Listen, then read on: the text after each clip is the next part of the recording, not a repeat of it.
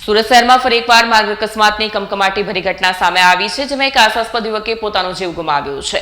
સુરતના સુવાલી રોડ પર રોડની વચ્ચે જ જોખમી રીતે ઉભેલા એક વિશાળ ટ્રેલરની પાછળ બાઇક ઘૂસી જવાથી ભયાનક અકસ્માત સર્જાયો હતો।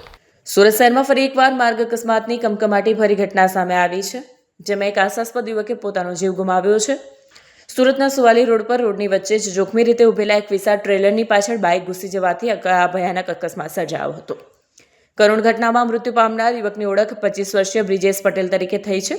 બ્રિજેશ સુરતના જૂના ગામનો રહેવાસી હતો અને તે સ્થાનિક વિસ્તારની જે કંપનીમાં નોકરી કરતો હતો। રોજની જેમ બ્રિજેશ જ્યારે રસ્તા પરથી પસાર થઈ રહ્યો હતો ત્યારે કાળ બનીને ઉભેલા ટ્રેલરે તેનો જીવ લીધો। આ ઘટનાને પગલે જૂના ગામ પંથકમાં અને તેના મિત્ર વર્તુળમાં ભારે શોકનું મોજું ફરી વળ્યું છે। નિયમ મુજબ કોઈપણ બંધ પડેલું વાહન રસ્તાની બાજુમાં સુરક્ષિત રીતે મૂકવાનું હોય છે, પરંતુ આ કિસ્સામાં ટ્રેલર ચાલકે પોતાનું વાહન રોડની બાજુમાં કરવાને બદલે અડધા રસ્તા વચ્ચે જ પાર્ક કરી દીધું હતું। આ બેદરકારી એક નિર્દોષ યુવાનના મોતનું કારણ બની છે।